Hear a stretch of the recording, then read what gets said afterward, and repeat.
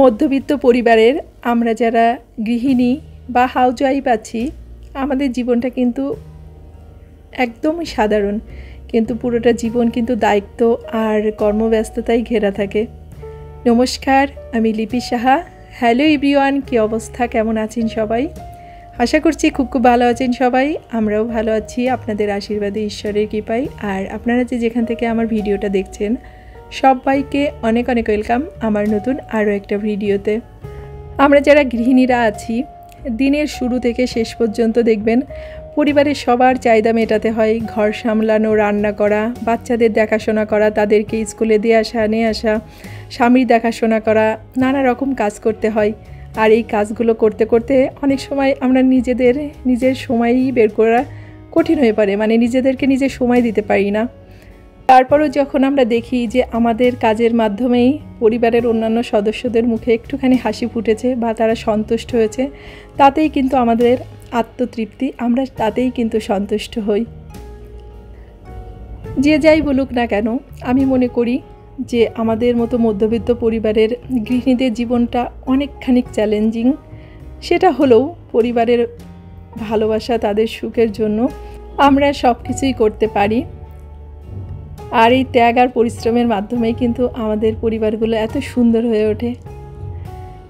তো আমরা সবসময় চেষ্টা করি যে আমাদের পরিবারকে সুন্দর করতে, ভালো রাখতে, আমরা সবাই ভালো থাকতে। আমার সাথে নিশ্চয়ই আপনারা সবাই একমত হবেন। তো যাই হোক, অনেক কথা বললাম। তো অনেকগুলো কাজ করে নিয়েছি সকাল থেকে, যেহেতু আজকে একাদশীর দিনটা ছিল। আর একাদশীর দিন সংসারে একটু বাড়তি কাজের চাপটা থাকে। তো সকালবেলা ঘুম থেকে উঠে আগে স্বপ্নীলকে স্কুলে দিয়ে আসছি। তো ওকে স্কুলে দিয়ে আসার পথেই একটু সবজি কেনার দরকার ছিল। তো স্বপ্নীলের পাপাকে আর কি রাত্রে বলতে আমি ভুলে গিয়েছিলাম। ভাবলাম যখন এসেছি তখন যতটুকু লাগে আমি নিয়ে যাই, এ কারণে 2টা সবজি কিনে আনলাম। আর এদিকে হচ্ছে দেখেন কত থালা বাসন জমেছে।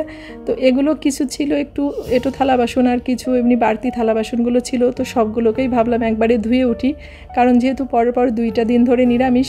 তো সব কিছু আসলে ধুয়ে টুয়ে নিলে একাদশীর দিন আসলে ভালো লাগে। তো রান্নাঘরটাকে একটু ভালো করে মুছে টুছে পরিষ্কার করে নিচ্ছি। প্রতি একাদশীর দিন সকালবেলাই আসলে এই কাজের চাপগুলো থাকে। আগের দিন রাত্রে এই কাজগুলো করি না, কারণ আসলে এই কাজগুলো করার পরে স্নানটা না করলে ভালো লাগে না। তো ওই যেটাকে বলে আর কি, রান্নাঘরটাকে একটু ডিপ ক্লিন করে নিলাম। তো সব কিছু উঠিয়ে মুছে টুছে পরিষ্কার করে নিয়েছি। তো ওইদিকে হচ্ছে ধোয়া শেষ, এখনও যে ফ্লোরটাকে একটু মুছে নিব, মুছে একবারে স্নানটা করে আসব। আর এদিকে কিন্তু স্বপ্নীল এখনও স্কুলের থেকে আসেনি, ওর পাপা ঘুমিয়ে আছে। তো ওই স্কুলে থেকে আসার আগেই আমি আর কি ভাবছি যে যতটুকু হয় আর কি খাবারটা রেডি করে নিই, কারণ ওই স্কুল থেকে আসলে ক্ষুধাটা লেগে যাবে। আর যেহেতু ও একাদশীটা থাকে, তো দেখেন আমি হচ্ছে একটু সবজি রান্না করবো একাদশীর জন্য। তো এখানে আলু আর কাঁঠালের বীজ নিয়েছি। তো ওটাকে হচ্ছে একটু শুকনো মরিচ, তেজপাতা আর একটু জিরা ফোড়ন দিয়ে, তো আলু আর কাঁঠালের বিচিটাকে দিয়ে দিয়েছি। আর কয়েক রকমের সবজি দিব, সেগুলোকেও কেটে রেখেছি। তো একাদশীর দিন কিন্তু সব রকমের সবজিটা খাওয়া যায় না। তো যে ধরনের সবজিগুলো খাওয়া যায় সেগুলোই আমি কেটে নিয়েছি। আর এটার মধ্যে কোনো হলুদ দিব না, একটু লবণ দিয়েছি। তো এটাকে এভাবেই রান্না করে নিব। এই সবজিটা খেতে কিন্তু ভীষণই সুস্বাদু হয়, খুবই সাধারণ দেখতে, কিন্তু খেতে কিন্তু অসাধারণ। তো যাই হোক, এদিকে হচ্ছে আমাদের বাড়ি থেকে যে কাঁঠালগুলো এনেছিলাম, তো সবগুলোই আর কি পেকে গেছে। তো আগে কাঁঠালটাকে একটু ভেঙে নিচ্ছি। এই কাঁঠাল না ভাঙতে গেলে এর অনেক ইতিহাস আছে। ছোটোবেলায় দেখতাম যে আসলে কাঁঠালটা কে ভাঙবে, বাবা বলতো মাকে ভাঙতে, মা বলতো বাবাকে ভাঙতে। মানে যেহেতু কাঁঠালের কষ থাকে, আর এই কষটা আমার কাছে খুবই বিরক্ত লাগে। কিন্তু এখন আর সেই জিনিসটা মনে হয় না। এখন আর ওই কাঁঠালের কষ বা আটা এগুলো নিয়ে আমার খুব একটা ভয় লাগে না। মানে আমি সহজেই এখন এই কাজটাকে করে নিতে পারি। তো যাই হোক, কাঁঠালটাকে ভেঙে নিয়েছি। আর এদিকে সবজিটাও দেখেন হয়ে গেছে। আর বাদাম ভেজে নিয়েছি, আর একটু আম কেটে নিয়েছি। তো এই হচ্ছে আমাদের একাদশীর প্রসাদ বলতে পারেন। তো এই যে বাদামগুলোকে সবজির উপরে দিয়ে খেতেই বেশি মজা লাগে। আর এই যে আম কেটেছি, আর এখন কাঁঠালটা নিয়ে একটু খাওয়া দাওয়া করে নেব, কারণ বেশ অনেকটাই বেলা হয়ে গেছে। স্বপ্নীল স্কুল থেকে চলে আসছে, এর মাঝে ও স্নানটা করে নিয়েছে। তো সবাই ভালো থাকবেন, সুস্থ থাকবেন, সাবধানে থাকবেন।